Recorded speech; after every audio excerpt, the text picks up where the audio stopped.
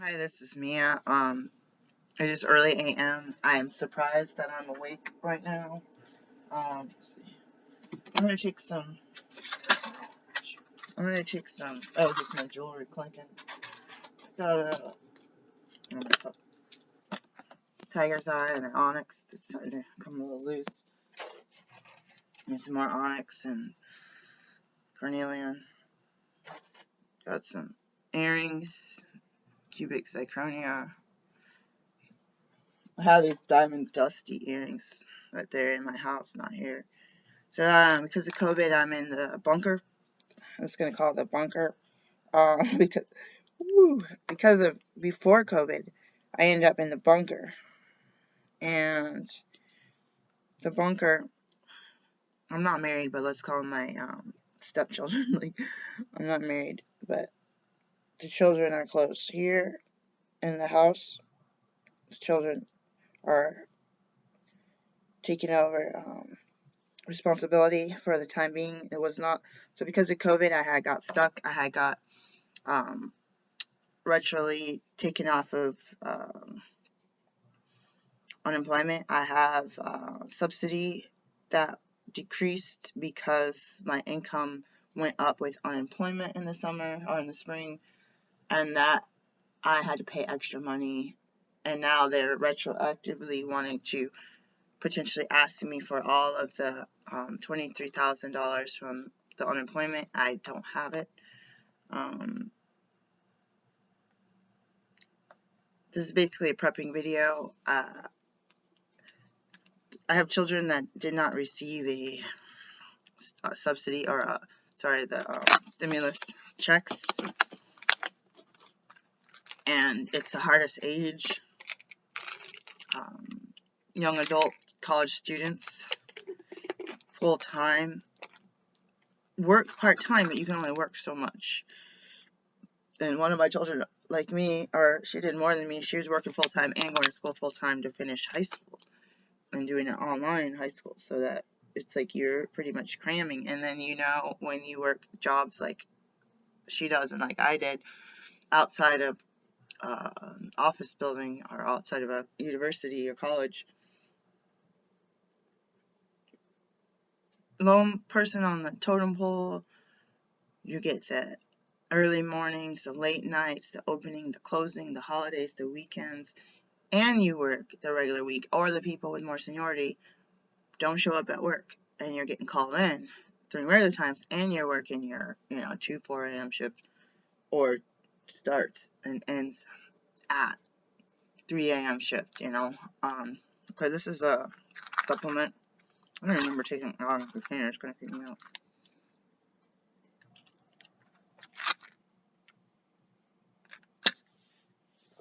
Bear honey just disappeared from Vitacost. In fact, right now I'm gonna look for it.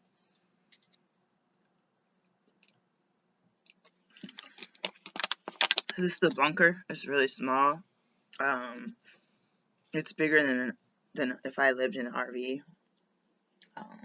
The problem is when I watch people in their RVs, even their build-out vans, which I've seen those Sprinter ones that seem kind of small. Well, someone did a review where they had rented one and it was not a good experience. I feel like you'd have the front seats, then the back, whatever seats. If you have like a regular RV, a little sitting area for your kitchen, a little kitchen area, and then you're gonna have a bed area somewhere. Say it's back there with the bathroom. You're gonna have you're gonna have the door and the front seat doors. You're gonna have the side door. Some people, I guess, it depends what you have. Another door, closet next to this door. A little bit of storage in the bathroom. A little bit of storage over the bed or under the bed, and then that table, that island for your food, which potentially in some cases could turn into a bed too, would be storage somewhere.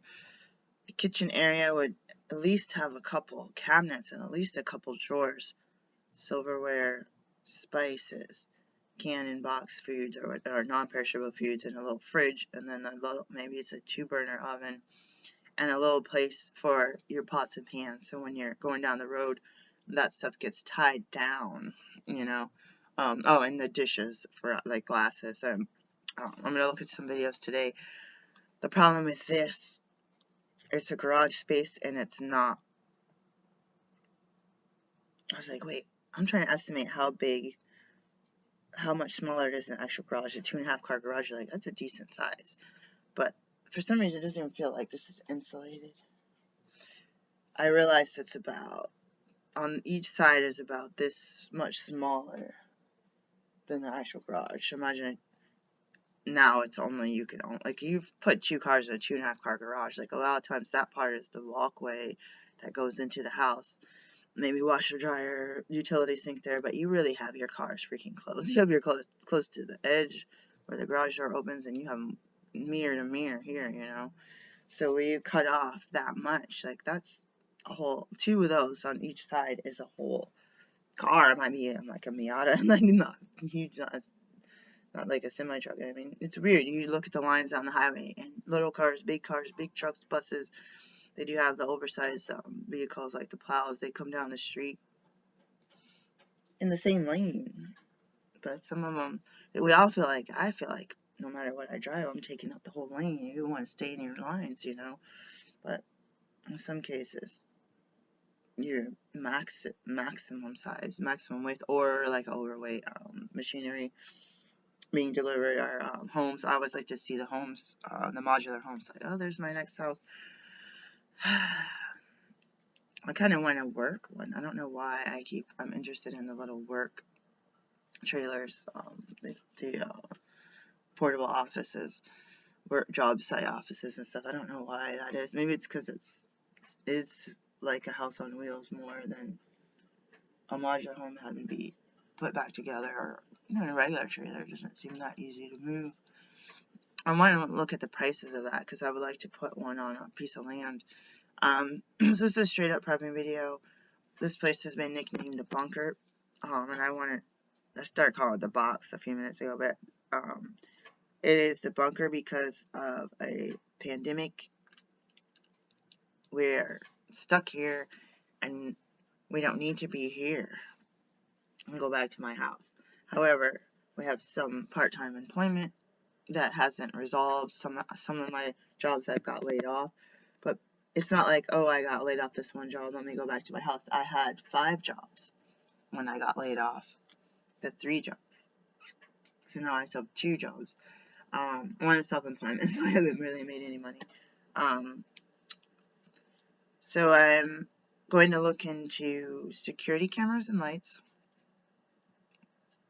And what's weird is, being a renter, not an owner, it doesn't feel like I need that. But I'm looking into like a really mini, or like a camera that's like a book, like a fake book, or it's a picture on the. I don't want to be creepy. So you should be careful what does happen in your house, with your lover when you go to work. Like, oh, it's like a creepy thought.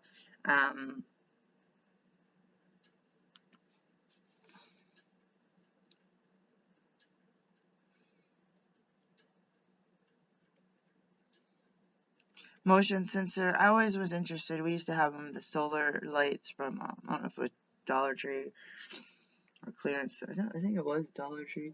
They had the I haven't seen them. They might have now because it's almost spring. You have the stake in the bottom, and you have the solar charged light.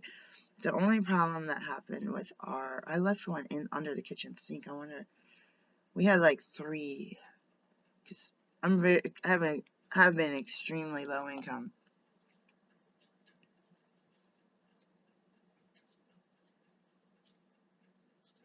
Anyways, I think the plastic got degraded from the sun. So we'd have them out every night in the backyard. They'd light up. And there's actually an orb back there right now. Solar powered, like, I don't even know if is it a ball? What is that orb? Yeah, it's like a ball. I finally got, ooh, that could dispel the energy. I forgot I got that. Alright, I gotta call the kids. That one's glass. So you have to be real careful with it. I think I have a stand. I put it on a bucket. Gosh, I was looking at for the feng shui, I wanted a ball in the front yard and in the backyard. Okay, so let's talk about, that's the thing. You get something from the Dollar Tree, you spent $3, and you have a path that lights up. You could put those anywhere. You could stick them around your car. You hear a noise, you look out the window. You live in a rental, you have 3 lights next to your car, in the grass, or in the, if it's a dirt driveway, or you don't have to you could have a flower pot and stick it in there, which is, I think, what I did. Being a renter, you have not always the ability to plant a garden. You have flower pots with dirt, you had to go buy it. It's like you're already renting for more than you can own. You could own the whole place that you live, but you're renting for double or triple what you could to own it. But you can't utilize the lawn. You can't put up a patio. You can't build a little deck off your end of the back door. You're not able to dig a garden. You have to get the flower pots, and then the bottoms, and then the fertilizer, and the dirt, and then go buy the plants. And by the time you got like that, the season's all halfway through, you have to buy the already plant starts, instead of doing it from seed. And instead of just getting some little Dixie cups and starting some seeds and going and tilling your own garden. And if you have your own place, you also have the ability to have a back porch, or have a place where you can put those plants when the weather gets above freezing, or probably more 40 something, more higher. But when you have a place and they're doing inspections, and you're not allowed to put that on the porch, and you're only allowed to have 2 flower pots on your porch, and it doesn't matter if you want to bring one of your tropical plants out on a nice sunny day, you're going to get evicted because you got 3. They walk by with a clipboard, you got 3 plants out, and it's like, it's temporary. It's like me sitting outside on the porch. Like, I'm not living out on the porch. It's like me bringing a upholstered chair, dining room chair out on the porch because I want grandma to be able to sit. I had to bring my chairs. I had my son's mentor meeting us, and we used to do that, go to school, drop by the grocery store, and we got stuck somewhere, and my son's mentors came and sit in our front area on these cute chairs that I had, and I got written up, and someone's like, it's probably because you have chairs on your porch. And they would be like, oh, it's so, like, when they had the chairs, like, oh yeah, don't worry, you're in rush hour traffic, we'll just sit here with your son until you get home. And then I got written up and almost evicted, so I removed the chairs, threw them in the trash, which one of them was really cute. It was yellow, and someone had painted birds in a birdhouse. It was very cheery. It's like outdoor paint covered porch. You might see because I'm not a wooden chair or something.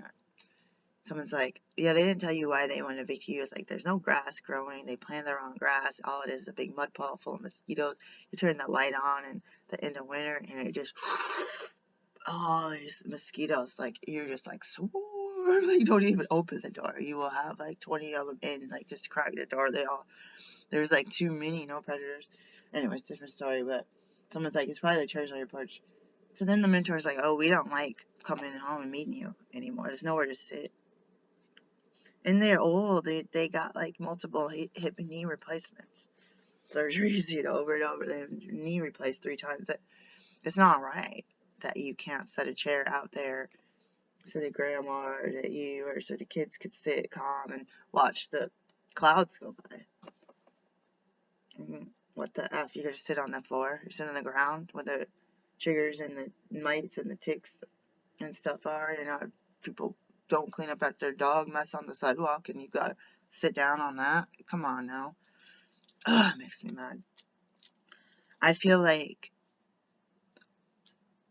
crying because I'm not blaming and trying to point a finger at the presidents and what Democratic or what political party you're in. I'm just like, dude, I've had my personal, you guys know that I have been homeless on and off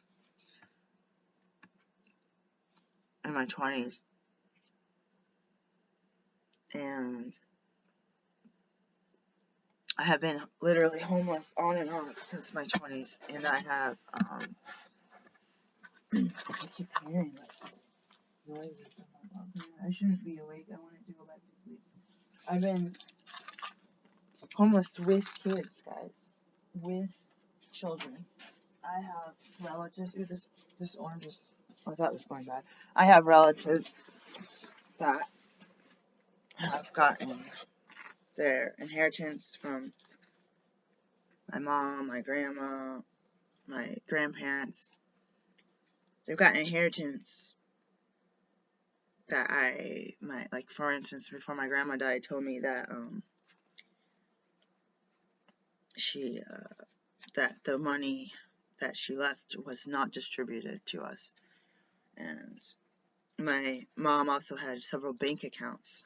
There's at least one that I knew, and my dad wouldn't talk to me about these banks. He's like, I don't know, I haven't heard of it. I wouldn't want to be greedy if my child came to me and said, you know, your spouse or your widow, your passed on spouse, had a bank account. I wouldn't be like, oh, let me like get the money. Like usually my dad was like, ooh, let me get rich quick, let me get the money. There could have been $100,000 in that account. There could have been $1 million. There could have been $3 in it. But she told me to keep it active, and I was doing that. It's unclaimed money. I'm like, why have the government? They already collected money. They already collect tax from you. You know what I mean? Like, someone got paid. They put money in an account. They paid the taxes when they had their job. They paid their sales taxes. They paid their property taxes. They distribute the money, buy some land, taxes are exchanged. Sell the land, the money that you already had got taxed on you, taxes. It's just everything is double, triple, quadruple. 1,000,000 times taxed. You get inheritance, someone dies, it's taxed. I got taxed with a little $10,000 that I did get. It's like, why keep giving it to the government? Why don't you go and claim your spouse's account? Like, why just ignore me and just go ahead and give it to the government? It's unclaimed, and you see there's ads online, unclaimed accounts, and money, does anything belong to you? And it's like, I'm just trying to think about someone having if we could really have a repository of bicycles, and like, oh, a bunch of people have multiple bicycles, like, why don't we give them out to the families that they belong to, instead of hoarding them here and storing them, or like the government, just like easy money, free money, they're going to hold on to it and use it. Are they going to give us? And people are like, my stimulus checks are late. They're like, well, wait, when tax season comes, I'm working on checks in the mail. Someone started a comment on a video. Dude, you do that to the IRS, and you say the checks in the mail, I'm working on my tax return. Penalties, interest, penalties, interest upon that, I literally helped somebody with the tax that was supposed to be $600 or $400. It ended up being $900 and something, like, let's just say $950.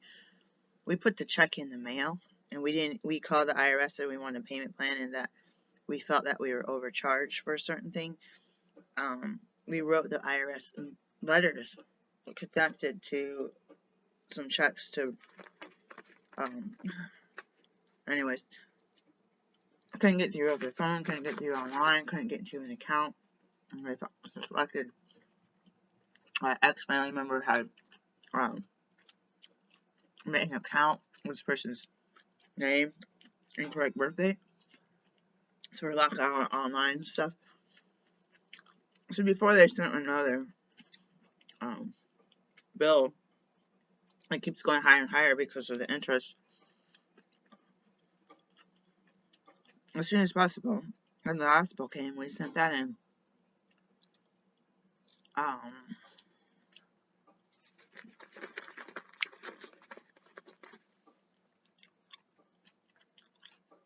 In a timely manner. And that in March or April, people weren't working in the office. We can't get a hold of a person on the phone. We mail it in, and these foul, fraudulent jerks still, they get the check in a timely manner. So say you get a bill with the interest that's higher than the last two you got Send the check in ASAP, guys. Then they took like another couple $100 from this individual's tax return for the next year's taxes because they said that you still owed more money. Like, how we had the ticket, we wrote the check for what that ticket said, and how do I know that you all didn't have the crap sitting in a P.O. box somewhere with all your employees home from COVID, and you don't check it for 4 months, and you say, oh, the interest increased? Bull. Your professional tax preparer did this tax in the first place, and they were off by several $100s. They had, and this individual is not going to.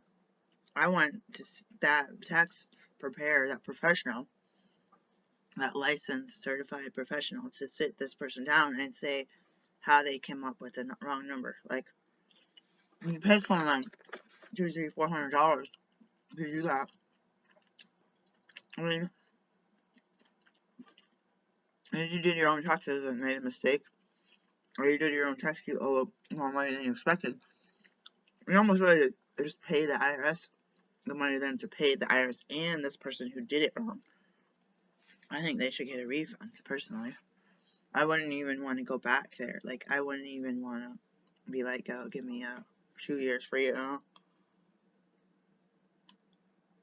But, back to crafting. Sorry, this stuff is, like, killing my teeth right now. I need, like, a toothpick. It's, like, killing my teeth. I guess I should say that's my gums. I didn't get it resolved, but that's a problem I have. I eat raw foods, and they, like, it's like there's almost, like, razors, or, like, you take your floss and you, like, jam it up too far. You're like, oh! And it's like, I don't know.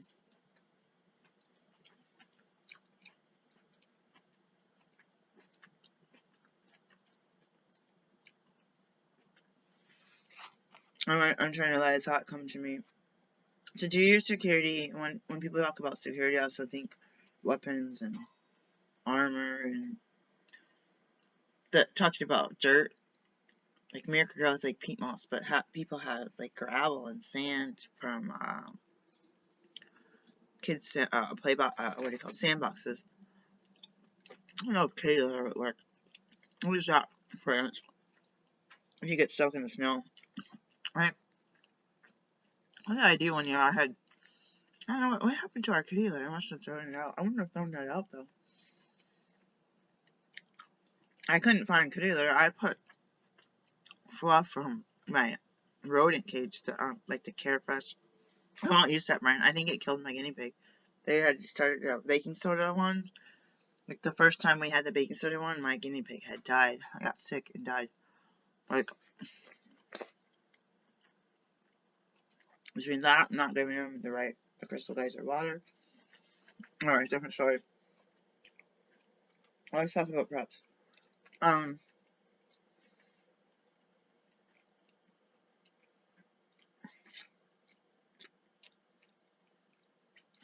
almost choked on it. It's like when you eat cooked spinach. I used to get stuck in my throat all the time.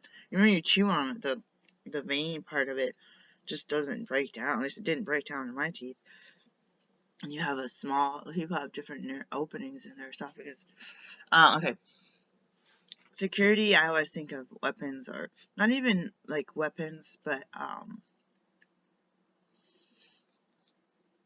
some of it's mental. I wanted to get to that at the end, but I feel like I have on a sweatshirt and a sweatpants, which was actually weird. I got like an old-fashioned, like, 80s style. 70s style. No, I'm not really running out with some water bottles for my physical therapy I'm supposed to be doing.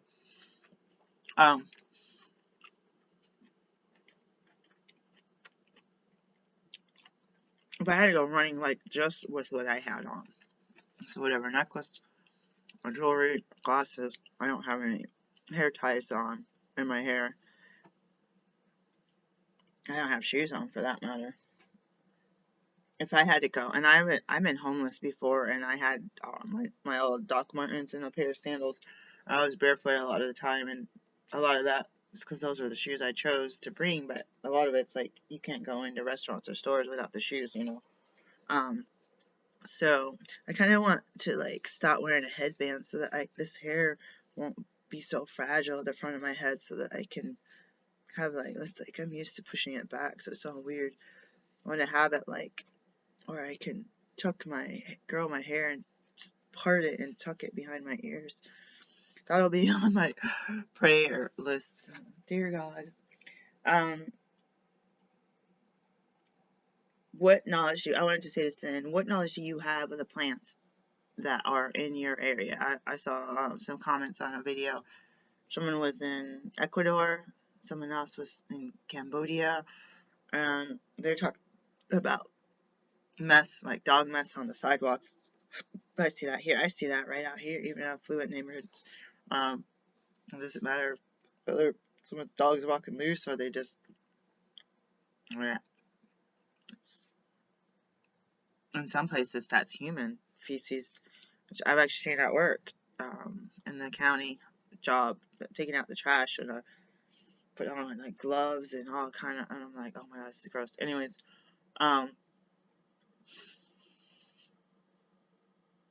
so security, the lights could deter somebody. Cameras, so someone's talking about HDMI cameras, 4-pack for $150. Harbor Freight has some items that's hit or miss, I believe, with them. Sometimes I'd get items and take it home and it's broken, or it's like, what is it, the 10-in-1 screwdriver or something. It's like you get it home and it's like it's defective, doesn't work, the thing doesn't fit, or it's like completely just broken. I remember they're like, guarantee such and such on the wall, like 100% satisfaction guarantee, and I returned something. I had a receipt, and this guy was trying to refuse my return.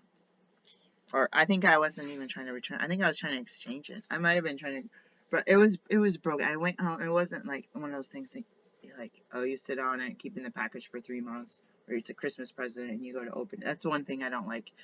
You go to get a Christmas present early and you open it and it's broken or it's missing the piece. Like we've had that happen from Marshall's, and the receipt was only good for like 30 days, and you're like, oh, shoot, I should have, and you don't want to open it up and use it, put batteries in it, and like, oh, here you go, it's your Christmas present. Like, I mean, you could tell someone. I mean, people can be really shallow and vain. You could tell someone, yeah, I opened it up and put the batteries and tested it out, while it was fresh, in case I had to, return that thing. Because it could still break. Like, you could still use it for like an hour and have it break or fall apart. There's still supposed to be warranty, satisfaction guarantee, 30 days, 60 day, 90 day, 1-year warranty of defects. But how do they really honor that stuff? They start trying to tell you gotta pay $40 shipping each way and all this stuff. And it's like, forget it. It's going in the dumpster. It's going in the landfill. So wait. We talk about packaging waste, but what about consumer item waste when someone's selling crap, literally? Anyways, different story.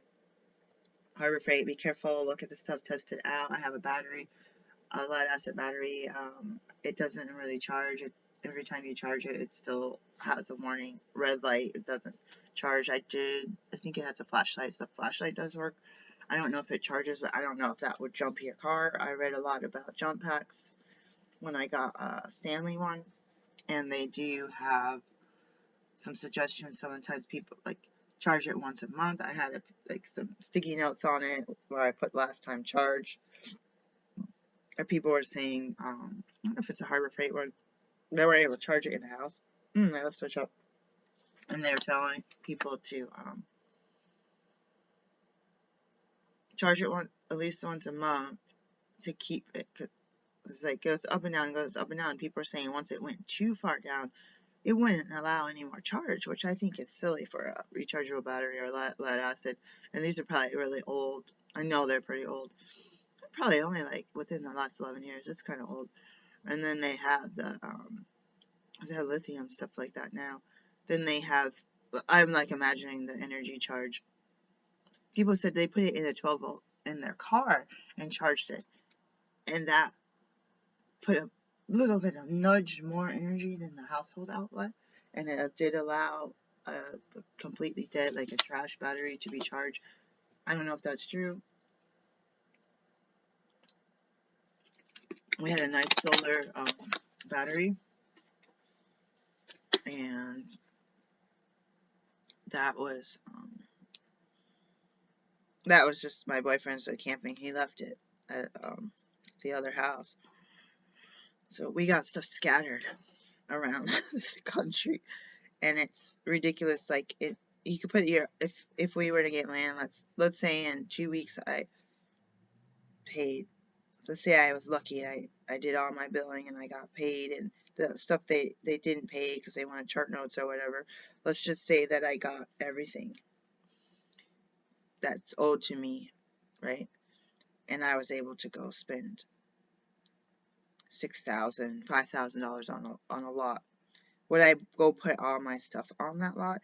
I want to have one in both areas, near where the boyfriend's apartment and near where the house that I rent. I want to have a lot in both areas so that we can plot down a tent or a camper or whatever. So I owe a lot of money on my credit card. I had done the math the other day. So nothing went into my business account. Nothing went into my... before I got laid off, I worked at the post office, so I got the last check. That's all I got. Everything else is going out of my account, unfortunately. So security I think of as, can you even defend yourself? Can you even duck? You see fights or something, people stand there, they don't try to duck, they don't try to run.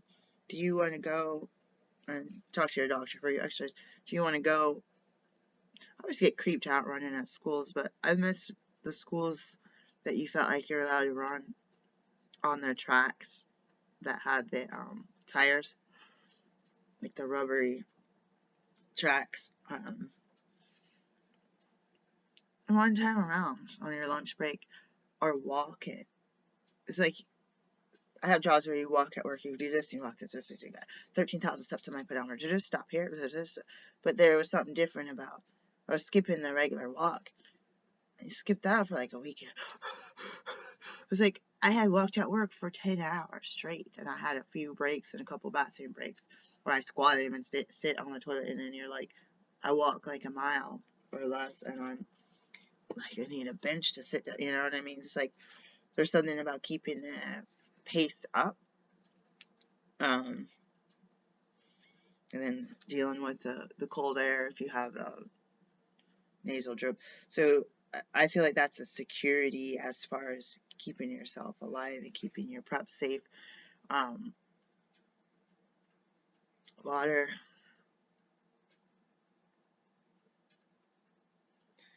Credit Full Spectrum Survival for this reminder that him and his wife are putting drilling into our heads at this point in time.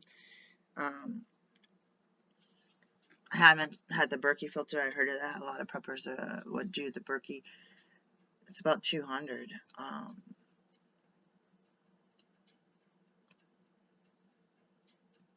I ordered the Live Straw. I ordered the Sawyer mini filter. I think you have to prop it up somehow and then put some water in, and then I'm not sure. I think it slowly drips. So it's like if I got a mini one, I don't know. It's like, what is it? A cup of water every 4 hours? I don't know. So that one I need to share with my boyfriend, and then my kid has her Fosca, the water life straw. I need to call her and ask her. And that one is also I should have to share it.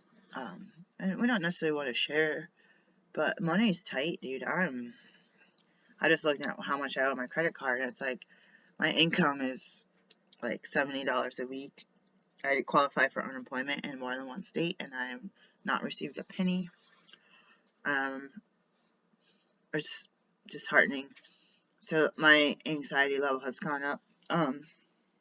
So speaking of this Amazon order that I ordered February 1st, it's the 8th. It's just a week. I don't have Prime. Some of the stuff hasn't even been shipped yet. I have some ink cartridges, $245. I'm thinking of canceling them. I think it's a drop shipper, personally. If they were on vacation, I personally think that they're a drop shipper and they ordered it, and that it hasn't shipped from the facility that they ordered, and that I completely think that that's because they wouldn't stay. Like the other stuff is shipped and it's stuck at the last tracking information stuck at a postal facility in Ohio. So I'm like thinking that that was in the Amazon warehouse. You know, I had an Amazon seller account. It just appeared. I don't know how. I guess I didn't sell anything. I know I didn't sell anything at the time. They said that I had so much time because the books that I bought on Amazon were said on the back of them, my medical books. I was like, why are they a different color than the ones that the teachers have in the school? And I found out they were from like India and they were supposed to be used in Asia only, not to be distributed in North America at all, but into like Nepal and India, that part of the world. So I couldn't resell them, and that was my plan, and it creeped me the heck out that somebody's got like a million freaking reviews from this year, and they're selling the stuff that's not supposed to be sold there. But my little self was trying to find some items that I could sell because now I'm stuck with these books, or to throw them away or give them away. And then Amazon shuts down my account because I took too long.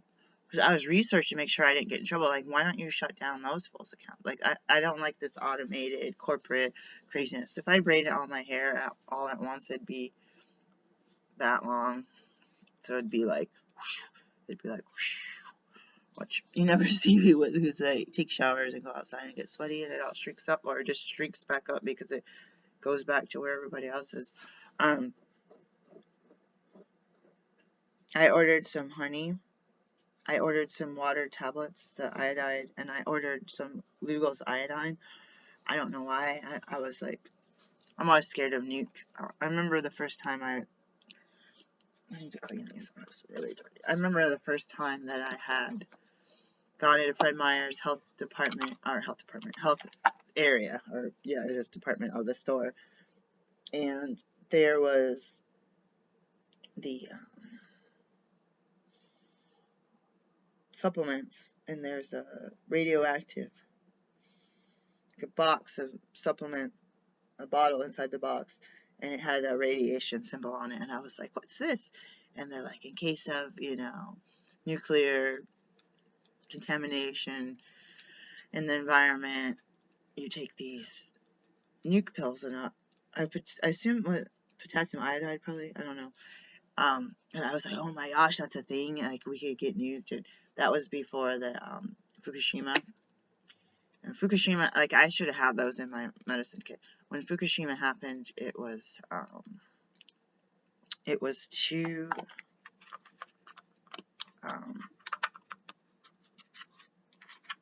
it's too much. Product's gone. Let me look it up. I didn't want to do this, but this is a definitely long video. So the thing about nuke stuff,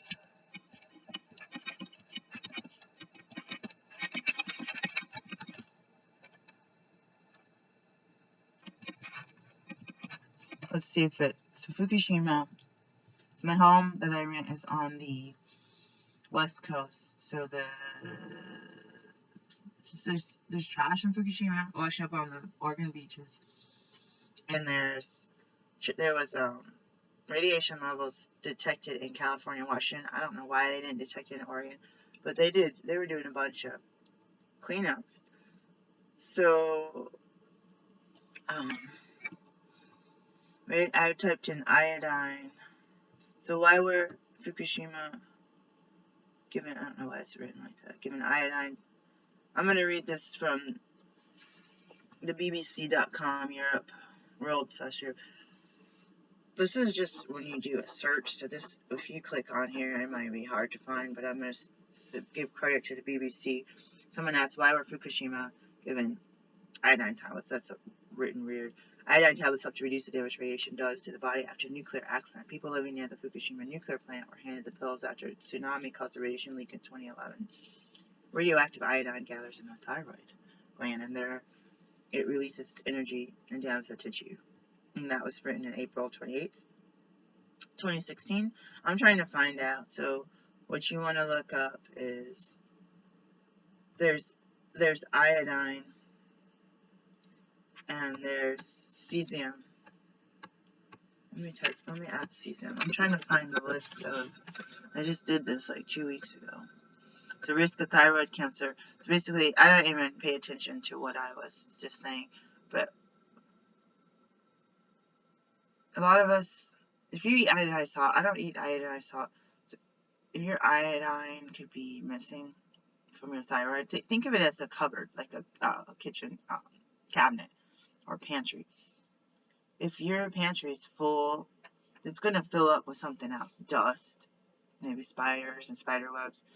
But when your pantry has, let's say you like canned peas, your pantry's full of your canned peas, then it's going to be harder, especially if it's being put in and taken out, put in. It's going to be harder for the dust and the dust bunnies and the spiders and the spider webs to be in there taking up space or using it for something else. So when there's a nuclear disaster and it does actually have iodine and it's radioactive, it'll store in your pantry. It will be full of radioactive peas instead of your regular peas. But if you fill it with regular peas, there's no room. It still gets in your body, but there's no room to store it here. So when Chernobyl happened, one of my teachers, Dr. Francis, a nurse also, and a naturopathic doctor, she said that there was the Chernobyl accident, and she was an older woman, so she had seen that happen in Eastern Europe, right, or in Russia, and or Soviet Union, USSR. I'm sorry, my geography is something I need to work on, but especially at the time, things changed. She saw, 20 years ago, a really, really steady and increase of thyroid cancers. And I believe last I saw, she was on the West Coast, but because it's like between Japan and, you look on a map and you have the U.S., the West Coast, and you have Hawaii, and you start having up in Alaska, Russia, and USSR, and Ukraine, and then, let's say Magnolia, Mongolia, Siberia, then you start getting to Japan and China and Korea, versus the East Coast, which has Europe and Greenland and Iceland, and then the East Coast has Africa. So write down someone gave a suggestion in the comments, write down, or someone else's video, what you use in a week. And I didn't understand. They said buy a lot. And I was like, wait, you're telling me to write down what I drink, what I eat, what I consume, what I spend money on, and then you're telling me buy a lot. I thought he meant go and buy a lot, like go and buy a piece of property, right? Which, that's on my list, so put that on the list. It meant if I go buy a lot, like, I guess my mind's thinking a lot like I'm ordering a big old truck's gonna back in and put a crate or a pallet on the porch, and I have a pallet jack, I don't have to hand carry, tear it apart, or hand carry, but I guess buy a lot. So if I drink this, if I eat oranges, go buy a lot. If we have cereal or powdered milk, toothpaste, Full Spectrum Survival will, I hated my water, I gotta go get it. Full Spectrum Survival will, they do have what's called a year box, I guess.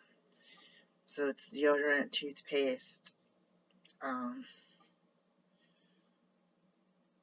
I say batteries. I say rechargeable batteries. If you can find a rechargeable solar charger, I'm finding those are harder to find. I have one from Harbor Freight, and I bought all the batteries, but it's in my house, not in the bunker.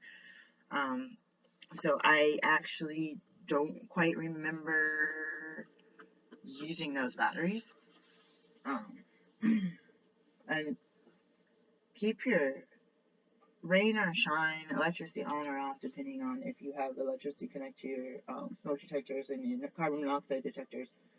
Do you get the batteries that go with that? It doesn't. If your electricity is off for 3 years, you still want to have that. But for whatever, even if you don't have any heat, if you don't need heat, you still want to have that and the carbon monoxide detectors.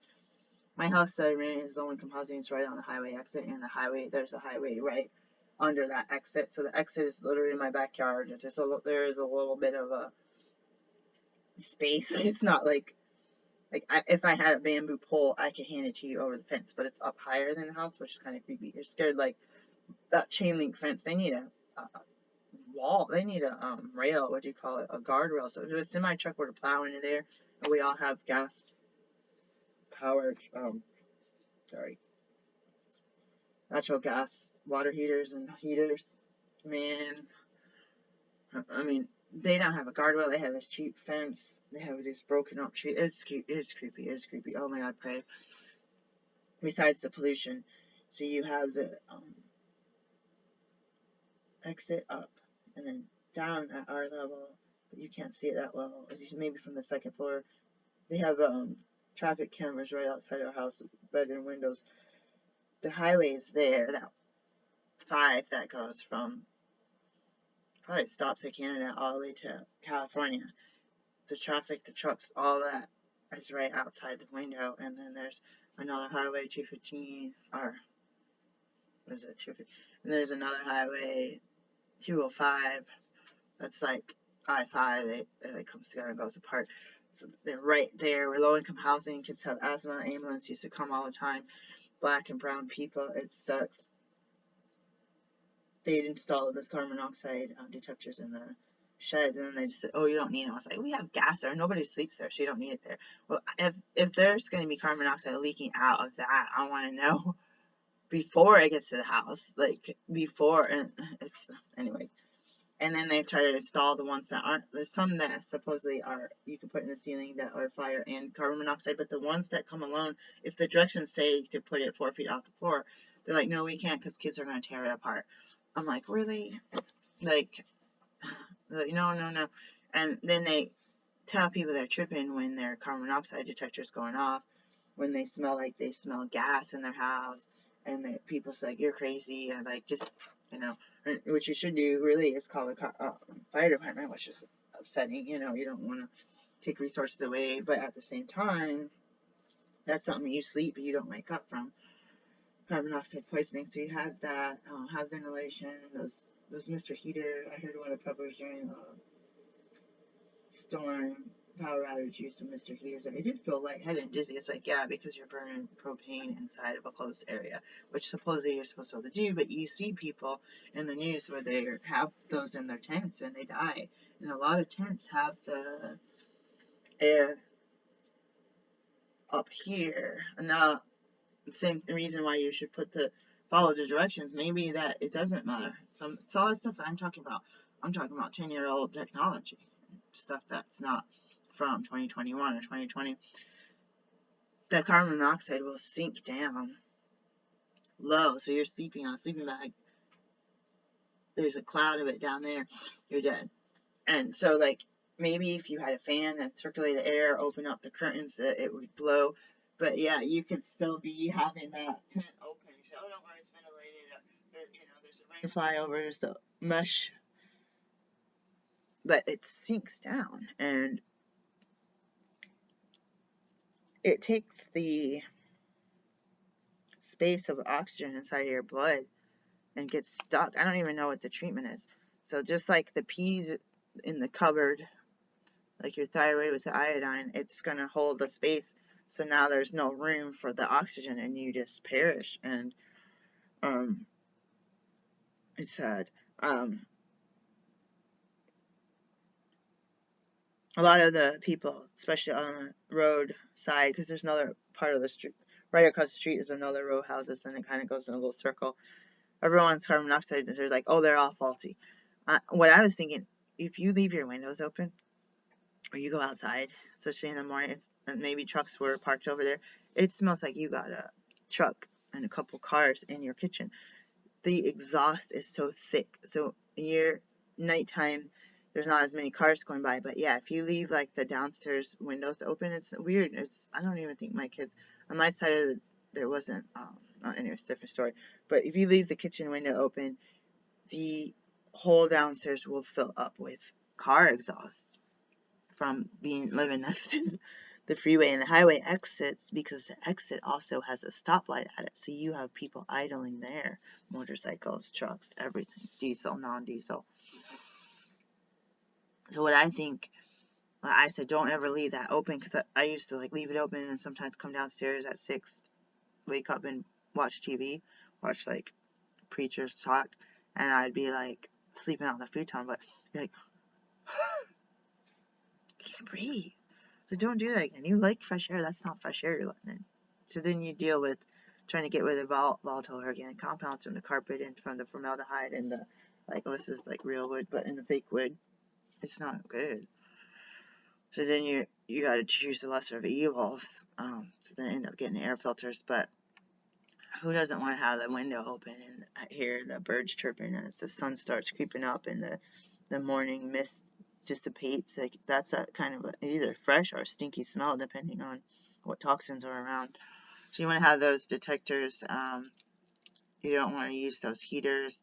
I'm about to go find a couple of, I saw some in the grocery store, a couple of solar or silver blankets, emergencies, I call them space blankets. I'm about to go get a couple of those. I got a poncho down here, I should probably put it in my backpack. It's probably a good place to put it, because if I go out on a hike, even if it's short, if you have a poncho, that's the difference between trying to run back drenched to actually be able to keep enjoying yourself during the walk. I need to get another purse. Oh, I didn't do my no shop, no spend money. This purse is not at full right now. It is 3 sections. It should, like, it's got a purse within a purse. This is ridiculous. And my stuff's falling out. Put my iPad in there. I have like these little purses. Let me show you this one. It's probably gonna go up for sale. It still has the price tag on it. It's used. I have the matching one that's a little bit bigger. My iPad doesn't fit in here, guys. I forgot about this. But this would be a practical purse, actually, to just put my wallet in. But the thing is, I have a bigger one like this, and you can stick the iPad in the outside, actually. I might go back to that one. But what I need is, like, I'm thinking, like, I get a silver, I don't even want silver anymore, to get, like, a camo purse that's, like, from Walmart. I kind of want something maybe from Marshall's, like leather. Even though I like mostly vegan, I want something that's not going to just fall apart. So you have this, I have a leather strap with a metal hook, a zipper on the top, a couple zipper pockets on the outside, maybe like a hook and, what is it, Velcro-ish thing on the edge. A thick strap that can cross or loosen and tighten that. It'd be kind of cool to do a backpack, but I don't want it on my back. And if you can do a backpack as a strap, but if you're walking alone, like in the woods, you can use that as your carry. Maybe have a place for a water bottle, and then a place for your iPad. It's like separate. So if you have like some essential oils and stuff in your bag, or some alcohol swabs, something that opens up, it's not gonna ruin your devices. So you have like a separate waterproof, at least separate pocket inside that can zip and close up. And then this one, the rain comes in on everything. And since it's the bunker, it's not our place, there's no cover over the door that we have to come in. So you're standing there fumbling for the keys, carrying your groceries, trying to shove that purse under my arm to keep my stuff dry, like my phone and everything. It's just a pain. So you want to think about these. If the worst case, like, hope for the best, prepare for the worst. Like, worst case scenario, being slowly cooked like a frog in boiling water, instead of just jumping in and being like, oh my gosh, it's all anarchy, we're gonna all have to fend for ourselves, and people start turning zombies and flesh eaters and all, like an action movie. It's like, it's subtly happening. So you might want to go down the street, and you might have sold say you had a bunch of property, and you're selling, instead of saying, oh shoot, I can't afford property, maybe you're one that's selling it. Are you selling it to preppers, not just necessarily families that have a ton of money that want to move out of the city and build a McMansion? You're trying to sell it. And maybe you sold a lot for $25,000, and you want to go, like me, you're a raw foodist, or you're vegan or something, and you don't eat anything but nuts and olive oil all day, every day, and a couple spoonfuls of honey. And the more food I have, my weight goes down. The less food I have, the weight goes up. And you're like, I want to go to this restaurant and spend $20 on some raw pizza and some raw mac and cheese and some raw dessert and a couple juices, so you can rejuvenate your nutrients. If you're eating a bland diet and it's not fortified, you're not taking a multivitamin, you're not getting the nutrients. You go and you get a little bit of this, they make a little salad and it has a different colors. Like, oh, I usually don't use peppers because they go bad. I usually don't do this. And you get different kind of maybe raw dressing or something that you use that has something in there that's got iron in it, or something in there that's got extra B12 or something that selenium or copper that you were needing. I eat a whole bag of Brazil nuts, by the way. We're like super fat, like in less than a week, maybe a week. But so you have it like that, right?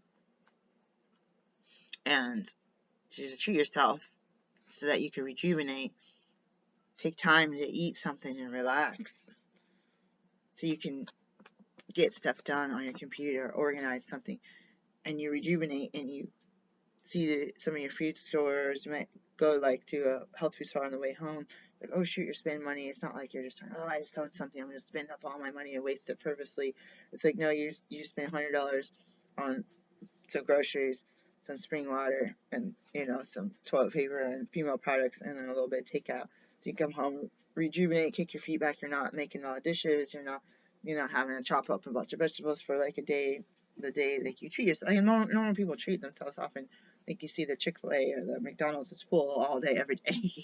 People treat themselves all day at Starbucks, the coffee drive-through coffee kiosk and all that stuff.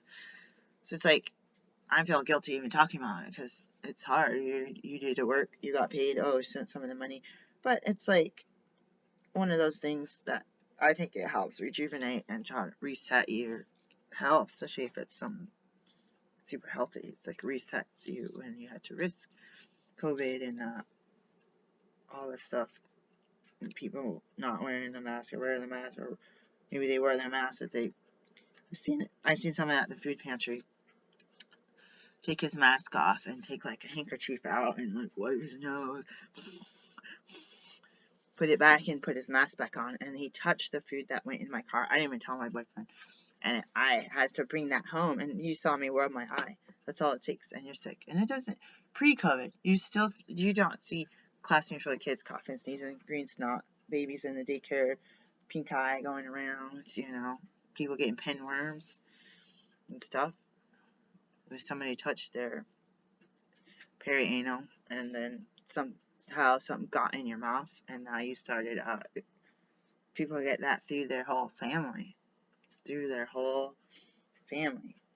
say, oh, I'm at home, I'm gonna go eat a Pop-Tart, I'm just gonna touch a door handle. Like, a toddler might have touched it and had scratched at his diaper, and that, it affects the whole family, and who knows if the animals can get that, but different story. Let's add that to the list. So you have your, I don't know why I was talking about the restaurant food and selling money. I had a point there. But so me, I'm waiting for honey from Amazon. I've been waiting over a week. I've only ordered 4. I used to be able to buy it wholesale. When I'm in my house, I can ship it to my office building. But I'm not in my house right now. So I was doing Vitacost, which is like, if you spend so much money, then you don't have to pay shipping. You might as well just buy what you want and pay the shipping. So I'm running low, and then the mail is running slow. Some stuff I think I ordered, I think I said this is drop ship. I think a drop shippers. Ooh, shoot. My cryptocurrency just went down. Yep. Oh, shoot, it went up. Ooh, crap. It went. This is the highest. What the? Holy smokes. Would you all take a look at this? If I had some money, this is a volatile market. This has to be play money. Cryptocurrency has down. It's shot up right now. Okay, let's just look at something else. We're gonna go to Vitacost. Let's do it on here. Look up different radiation. Look and see what's going on in your neighborhood. Do you have a treatment facility, electricity, or something that has to do with radiation? Do you have like in the war, they had those people in Washington, not sure, no, but what is that one Superfund site in Washington State? I saw a patient as a student, one of the shadow doctors I shadowed in a rural naturopathic and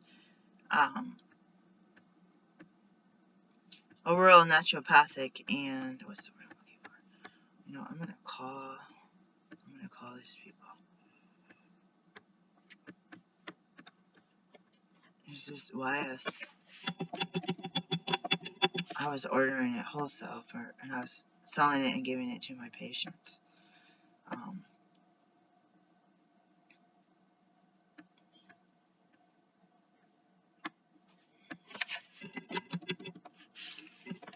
Let me think for a second. Sorry. Look at what's going on. We had a lot of patients with one doctor who, not a lot, but they had radiation in their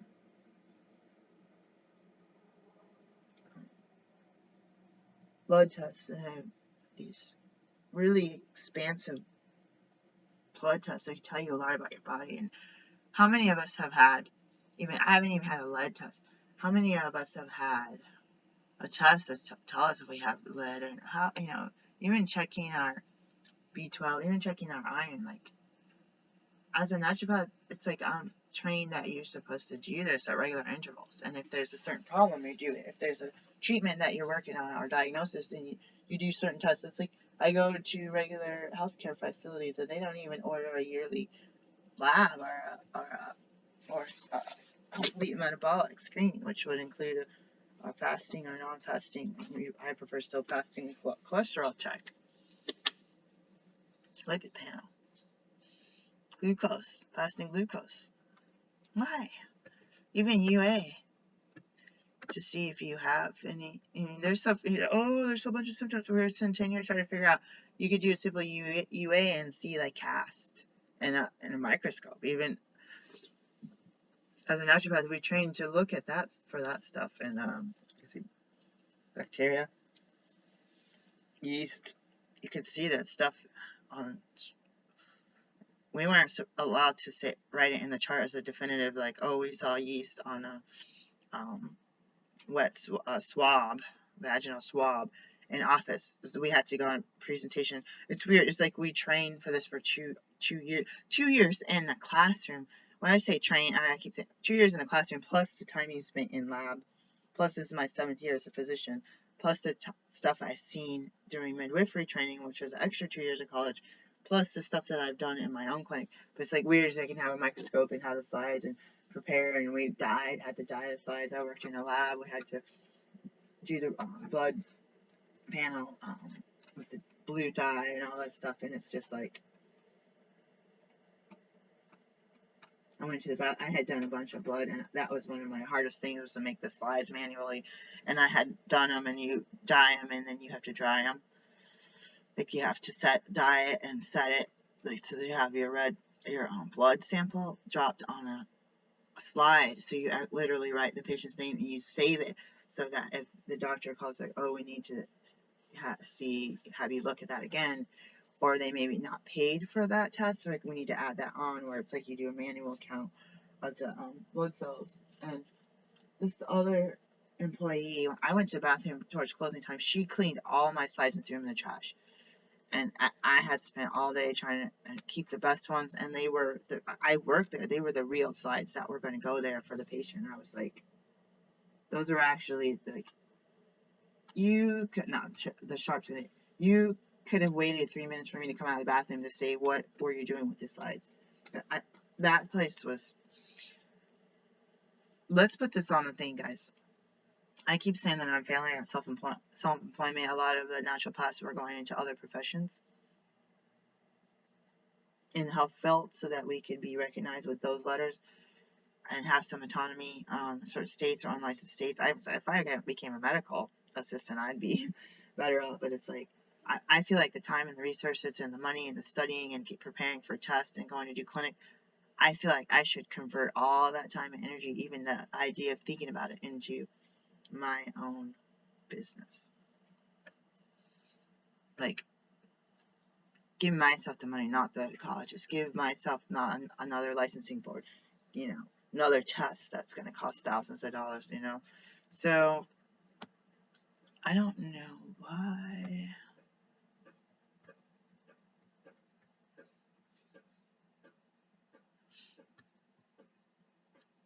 Let's see, these people.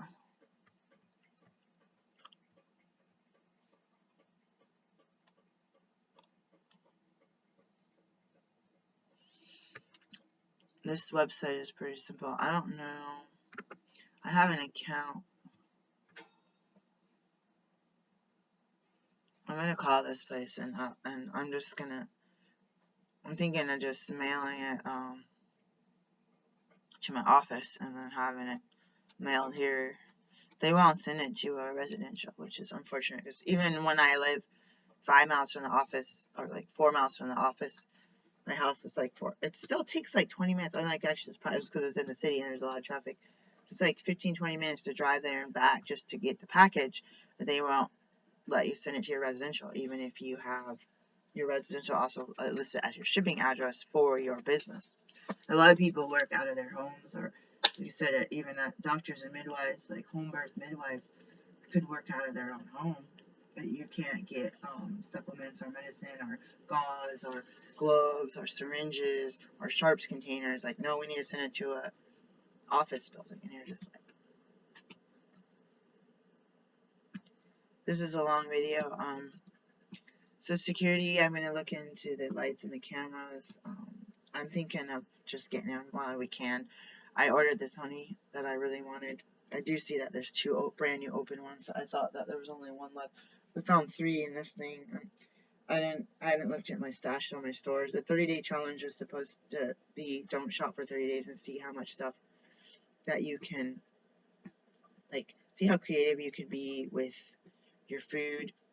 What if you run out? You got 3 or 4 bags of nuts. I got a whole bag of almonds that I got at the free bread place last fall that I haven't even touched.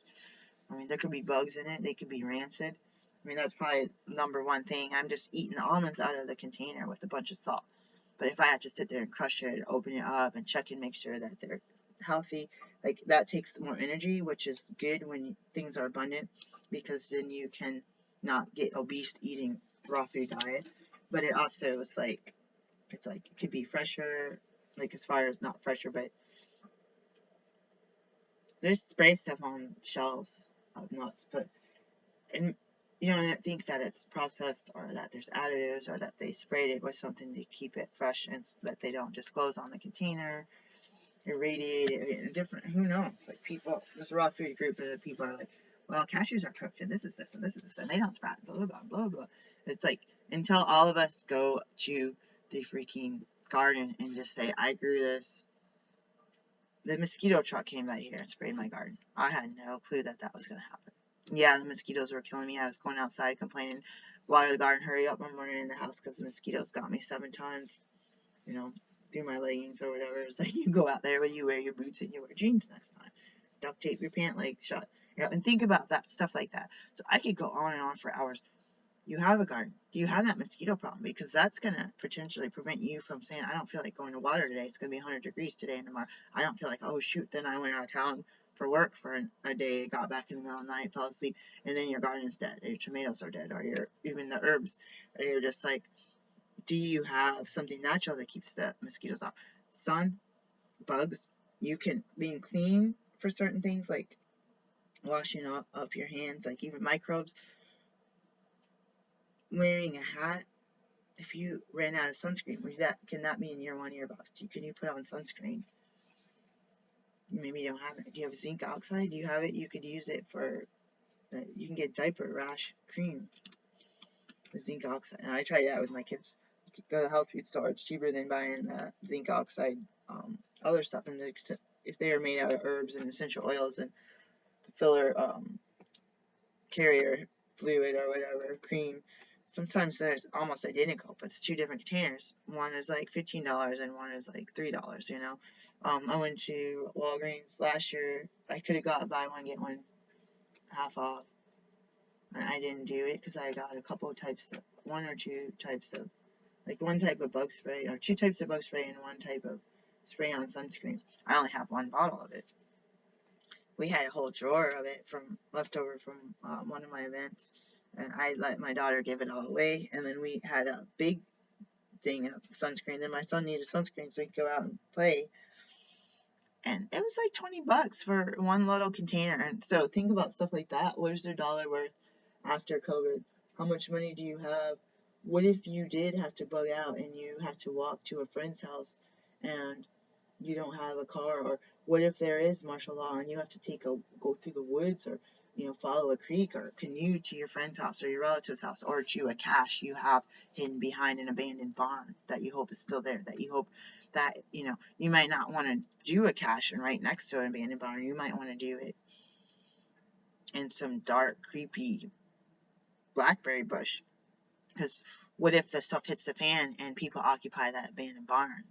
Say that it's tax property, like the bank owns it, or a tax, or the person who owns it's in a nursing home, and nobody's maintaining it. They don't have any relatives. Somebody might shack up in that barn and take shelter because they got evicted, and they might be having a fire outside. If you bury your cash right behind it and you try to sneak in day or night, try to dig up your stuff, even if it's someone else's land, you might want to do it way over here. You still have to be quiet. But think about it. Any skin color. Me and my kids are all different skin color.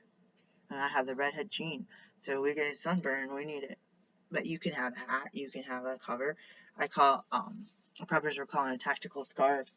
This is a little too bright, but tactical scarves. You know what I mean? I was wanting a tactical scarf so bad, then I ended up with a whole heck of a lot. Oh, it has a hole. I hate that when you get something at a thrift store and it's got a big old hole right in it. Dang it. This bracelet, yeah, this is starting to fall apart at the edge. Probably why they got rid of it. It's starting to fall apart. Dang it. You can wear a scarf around your neck. And I used to wear scarves around my neck because people would smoke and cough before COVID, and I knew that I could go like this. We live around amongst Muslims. They will wear a cover over their head right there. But then you can do this, and then you could blend in if you had to go into a Muslim or a Middle European or European society or something, or just blend in. You could be a man and go like this, and someone might try to make fun of you. It's like, oh, don't hurt me. And you could act like an old lady. You could just hunch over and like limp, and then say that's 100 degrees, and you have your little boys light like me. You can cover them up. And you can also flow some of this over your shoulders. And this one I think it's rayon, but you can get these cotton. This is a bright color, but I always like tactical scarves. When I used to watch a lot of prepping videos, yeah, it's polyester. It's not even rayon. Why I bought this, I don't know, 'cause it's my favorite color. But you want to get one that's camel, you might want a bright one. You might be walking around and there might be hunting season. You have to walk through the woods, or they might say, everyone fend for yourself, and you kind of want to be orange when you're moving, especially if you have brown skin like me. Like this would blend in. You might want to have orange so that people can see you, but they might have roadblocks up, and you might have to walk close to a bridge or something, and they might have the National Guard blocking off, and you got to get to grandma's house. Maybe grandma's sick, and you have her bug out stuff, and you don't want grandma going out of the house, so you want to walk through the woods to grandma's house. Walk to that barn, go take your treasure map, 15 steps this way, 15 steps that way. You got a compass, you know how to use it. You say north, northeast. Dig up your cache. You got a portable, foldable shovel. You know how to use it. You practice using it. Even like me, you rent. Where are you gonna go dig a hole when you rent someplace? Where are you gonna dig a hole? At the beach? Maybe. Go to a public beach. Maybe even in the winter, and dig a little hole and then bury it up. I mean, even your own yard, you're not supposed to dig if you have utilities and gas and stuff under there. Take that shovel and get your big flower pot where your tomatoes just died for the winter. Dig it and make sure this part doesn't bend. Make sure you don't get splinters. You got gloves, you got splinters, you need to put tape on it. What if the handle breaks? You bought a cheap place on clearance. Oh shoot, no wonder it was on clearance. then you fix that now before you need it. Or you go like this, I meant like the plastic part of the handle or the regular part of the handle. What if it's too big? What if you realize it doesn't fit in your bag or puts a hole in your bag? Then you put a sheath on it. You know, you get a little piece of leather from the someone's craft lot at a estate sale or something. $5 for the whole box. Well, what am I going to use with scrap leather and this and that? So, well, I buy scrap. I used to buy scrap leather. Mostly vegan. Why? Why have that go in the trash? Animals already dead for that. Whether it's for that or whether they use it or something. You got a bunch of scraps of leather. You could potentially like put holes in it and sew it together and make the purse that I'm wanting, a waterproof purse, or a seat to sit on, or even something. Or you think the National Guard's coming. You're camping out behind the barn for the night. You're laying on a tarp that's camo, and everyone's wrapped up in a space blanket, and you got like one down comforter over your whole family, and the dog's in there, and everyone don't like tranquilize the dog, don't let him speak. This is a scenario, and these people go to bed, and you get that shovel out and you dig it up, and you got a little fire that you started late at night. That's gonna give away your location right there. You might be able to like make a cave fire or something, but there's still gonna be smoke. You can smell. It smells like a campfire. You hear the National Guard start coming. You might take that leather and you put the fire out real fast. You don't want to waste your water doing that. You might take your shovel and put some dirt on it, but you might be able to use that for like pat out all the ashes and the coals so they don't. You know, sometimes you try to kick dirt on a fire and then all these little ashes still lit go up. So you could be like, what's going on over there? I see a bunch of light and smoke. It woke someone up. Maybe the National Guard had a loudspeaker and it woke up the whole neighborhood. Now people are looking around. Well, we didn't see anyone over fire. Somebody camping over it. We didn't see anything when we went to bed. It's because we were quiet. You know, what kind of heat you have with space blankets to reflect like foil. Keep your chicken warm when you come home from the restaurant. It also keeps you warm, especially with other people, and a dog is warm. I don't know how you're really going to keep your dog and your babies and everything quiet. This is just a scenario. And you got to go across the bridge. Do you have waterproof boots? Do you have waders? If you had to go across the water, instead of going across the bridge because there's a roadblock, you go down the creek and cross. Do you have little kids yourself? I had a dream that I was gathering materials for me and my kids in a backpack, and I was bugging out, and I was going all around the house, and I was frustrated in the dream because it wasn't working. It wasn't like, bag is ready, bug out bag, Bob is by the door, grab Bob and go. It was like, okay, I need this. Oh, wait, there's a coat. Oh, there's so much good stuff here. That's the problem sometimes. You have a bunch of clutter, a bunch of stuff. Oh, I could use this in press. Oh, with this stuff, where does stuff hit the fan? And we literally had to duct tape ourselves inside of our house today. What if a nuke went off and there's nuclear radiation outside? It's like, what if we had to bug out right now? What if there was a fire? You can grab your purse, my purse. Well, the purse, everything gets dumped out of the purse when I come home because there's no room for it. You got the glasses over here, you got something else over here, there's no space for a water bottle. It's nice. I was carrying a backpack for it. It's nice just to grab it and go. Wherever you're going, I'm going to work, I'm going to school, I'm going to someone's house, I'm going to a movie. That's kind of annoying. Oh, I'm bringing my backpack to a movie. Well, Bob is ready to go and it's with you at all times. But say you had to wade, like you could have your kids, they could be in their underwear, wade across the water, so you could put your backpacks on your head to keep your clothes dry. But you have waterproof boots because if they're something that's going to cut your feet up or some fishing hooks in the water. Do you have Crocs? My boyfriend's talking about Crocs being important thing. Even like shower shoes, my mom called them flip-flops. Those aren't something you want to keep wearing. People twist their ankles and stuff. They fall apart.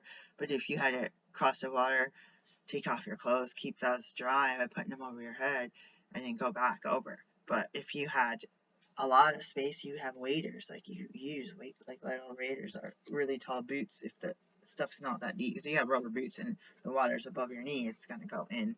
But if you had waders up to here, then that could be a different story. And then if you had to do stuff like that, bring a life jacket. You can meet if you go to like so-called bug out to grandma's house. You can be in life jackets, or maybe they have the ones you can blow on, or just like buoyancy vest or something, just in case, Maybe you go get grandma, and grandma's boyfriend has a, or I just want the so-called old people to have boyfriends and girlfriends, and so grandma's boyfriend has a boat, and he's gonna go to his bug out location. He wants to take all of you guys. Oh shoot, it's a little boat. I only have 3 life vests. Well, we brought buoyancy things, and you have one of those donut things. So just to be safe, just in case something happens and 2 people bump their heads and fall under, like they'll sink. I don't know. I don't want to find out what really happens, or your child, or even your animals. You might have a cat with you that doesn't like to swim. So think of a scenario with different terrain, shoes, socks, wool versus not wool. People say don't wear cotton because it's going to get wet and you'll get cold. I prefer cotton over because it airs you out. If I have wool, I can do it. You can get wool blend, so it's hard. You got polyester. I feel like nylon, polyester, spandex, like you get sweaty with that stuff. And I feel like it's dry and you can get air wicking stuff, or sweat wicking stuff, but I feel like that's a whole different ball game. Maybe get a little bit of each. And trash bags. My wife said if you fall in the water or something cold, take off all the cold wet stuff and just wrap yourself in trash bags, or make that into a clothing thing and put the wet clothes on top of it. So there's different there's different things. I don't know how else to heat. You could have a little propane burner, clean air, doesn't smell. You could have a tiny little one that you carry on foot or in a car, or even people have horses and stuff. You can use it outdoors, like outside, like as though you're sitting around a campfire. You just huddle around it instead of trying to put it inside of a tent. But do you have a little tent? Maybe it's too small of a tent. Maybe it's a 2-person or 4-person tent, and you end up that 4-person tent that you can't stand up, and you have your purse, a pile of clothes, and a sleeping bag, or you might not even have a sleeping bag, and there's 2 people in there butting heads. It's not necessarily stepping over each other to get out and use the bathroom. It's not necessarily a big old tent, but between that and sleeping out in the elements, or if you're hiking and you have that, you could, a rainstorm or snowstorm comes up, or a windstorm or something weird that you weren't expecting, you can set that up fast and get in there. Or you might just want to get in there to get away from the bugs. Might be a moist day. You might say, well, we're going to stay here a couple days, stay inside and keep the mosquitoes off us. The last thing I want to say, just because it's a really long video, do you like me know herbs, not just the ones outdoors, because you still don't know what's been sprayed on it or what parasites could be animals mess on there and stuff, if you can't adequately rinse and process and store stuff fresh.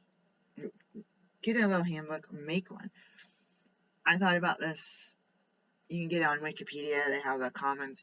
You can make like wintergreen and wild onion and blackberries and other kind of berries, and you could put in the back like a few poisons, like stay away from these. You can have the leaf and the bush type, and if you could get color. And like I'm almost out of ink. I ordered ink. I have no idea where that is either.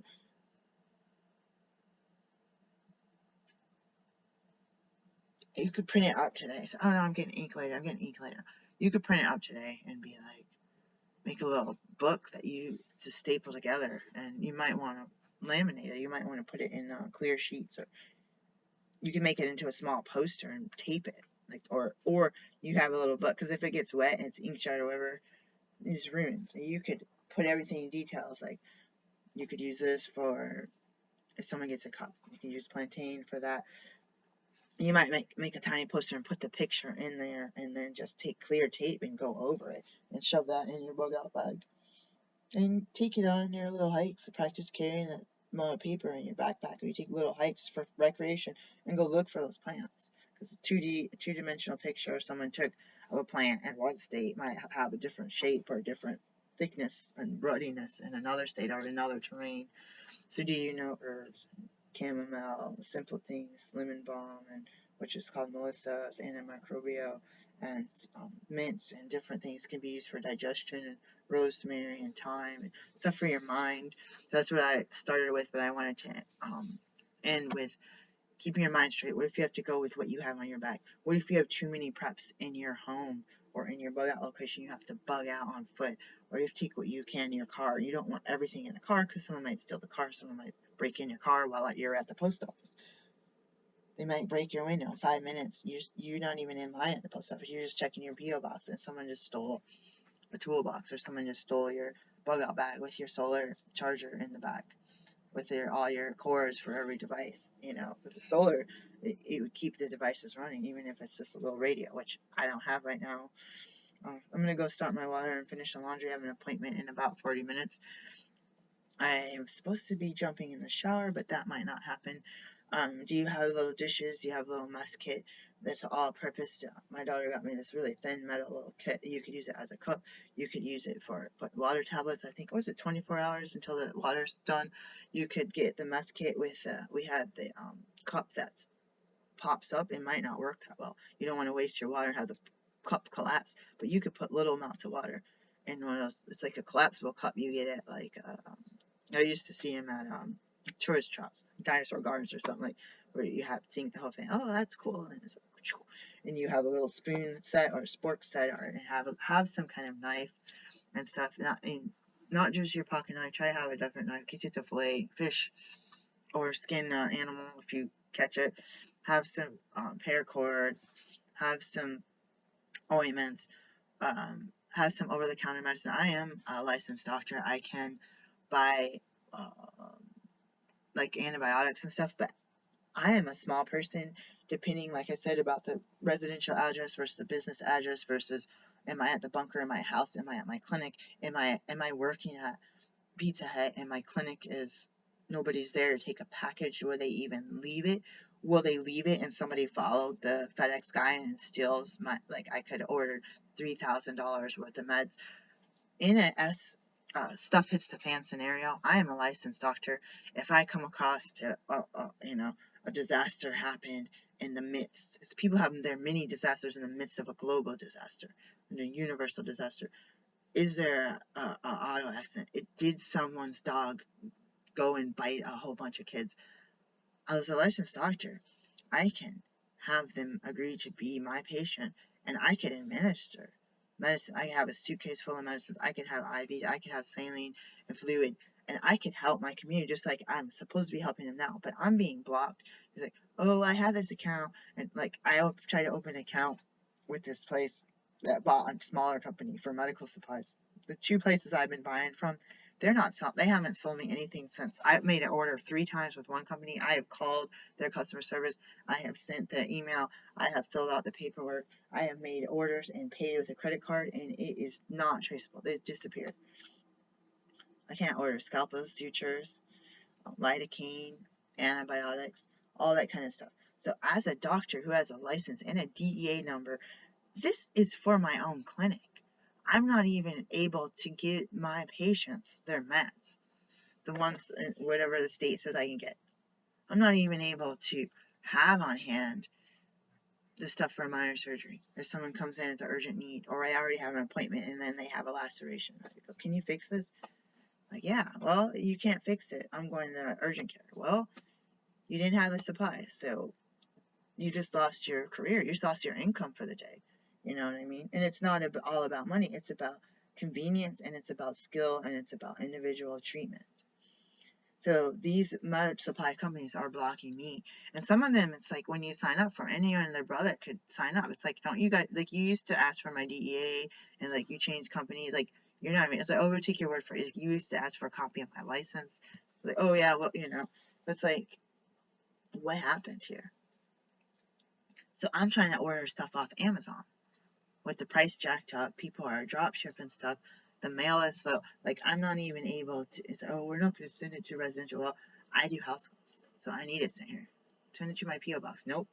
We need to send it to an office building. Well, I can't order from you, so now I got to go pay extra money and try to piece together something that someone hopefully didn't buy off a black market and put fake labels. Say, oh yeah, this is sterile lidocaine and these are sterile syringes. Like, I wanted to buy it from the company where they give you the facts and data sheets that you're supposed to save indefinitely, or I don't know how many, 20 years, in case there's an injury. I wanted to have the lot numbers. I want them to contact me and say, oh, we just sold you something, don't use it because it's been recalled. Like, I want to do it legitimate, like when I was in med school, the way we learned, and when I had my clinic.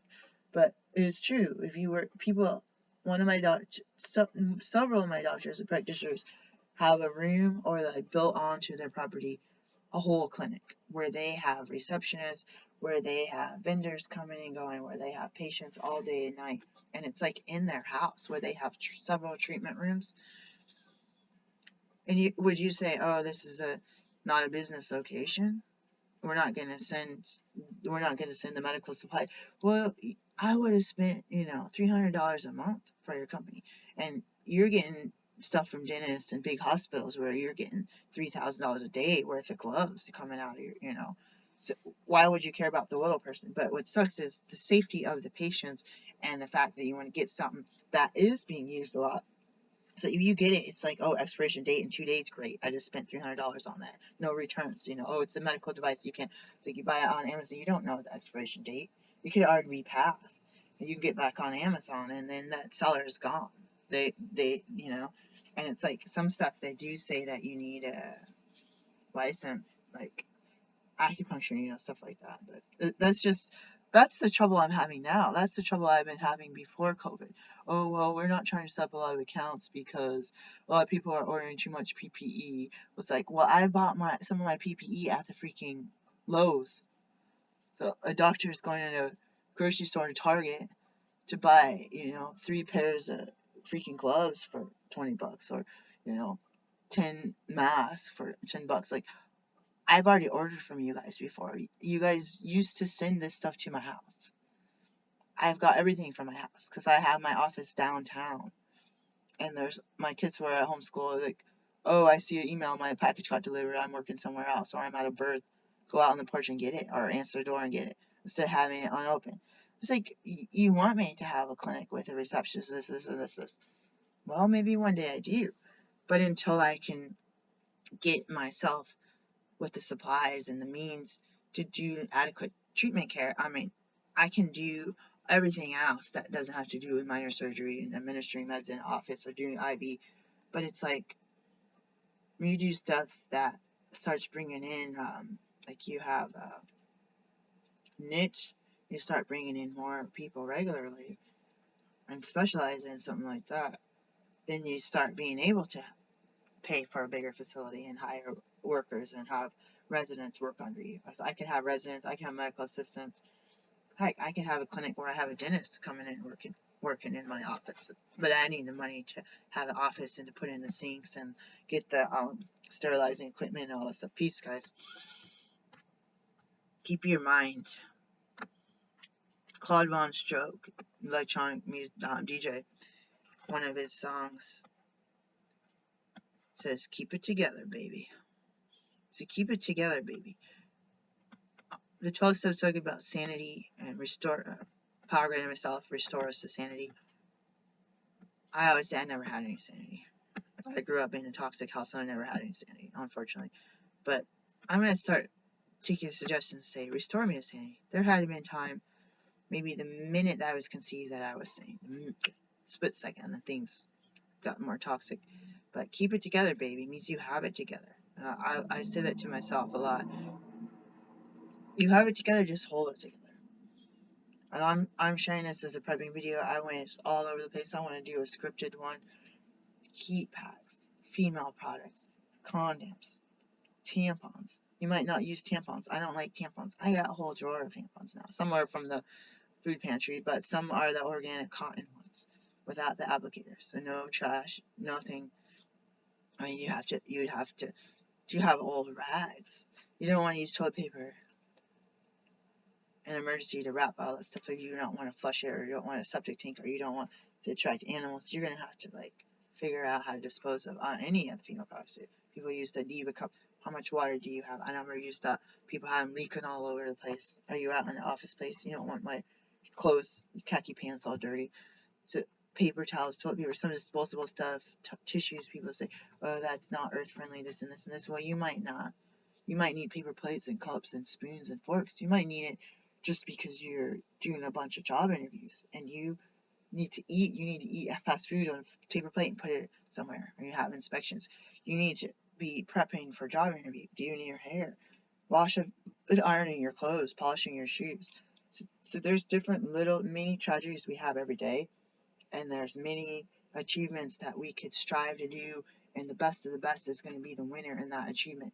There's the same thing on a small scale, on an hourly basis, on a daily basis, in our own self, our conflict between self and self, between self and partner and kids. Just simple conflict. It doesn't have to be a full war, but it could be a war. It could be the aliens attack, It could be something outside the box that you don't think of, or it could be something you're desensitized to. Earthquake happens, the bridge falls down, you're stuck in your car. People around you are dead, screaming, crying. Someone's going around stealing suitcases or purses and laptops out of cars of people that are crushed. Like, you didn't think of that. You didn't think of that. Do you have a taser under your car seat? That guy's coming to your car next. He doesn't even care. You might have your leg pinned, or you might have just sprained your ankle at work last week and you can't run for your life right now. Or your car door won't open. This guy might be trying to get into your trunk, busting it open with a crowbar, right? So you got to think outside the box. Like, everyone in Portland's like, the next big earthquake's supposed to come. The bridges, the roads will be blocked off. The stores are going to empty in less than 3 days. So you got canned beans. What if I don't eat canned beans because I'm a raw foodist? I might be eating canned beans that day. So think about that. But I bought stuff for bean sprouts. So you get the raw beans. Gave my boyfriend the canned ones. Put some water in mine, but conserve that water and make sure it's clean. You might have to put a little bleach in that, or a little salt. So there's medicines, there's knowledge, there's making your own guides. The stuff hits the fan and you're running to grandma's house. Your kid falls and you're like, what was that plant that I remember from my training that helped? Or you chew it up and put it in the wound. Oh shoot, I can't remember. You pull out that pocket guide that you wrote for yourself. Why? Because you're in fight or flight. Someone might have diarrhea. You might have you should list all your preps. Wait, what did we bring for diarrhea? I can't remember. Oh my god. It's on the tip of my tongue. We bought it at the Dollar Tree. It's the generic brand of Imodium. Oh yeah, Imodium AD, anti-diarrhea. Someone might have worms. Your baby might have worms in their diarrhea. Oh crap, what they chew on when we weren't looking. Something that the cat wiped their butt on. Who knows?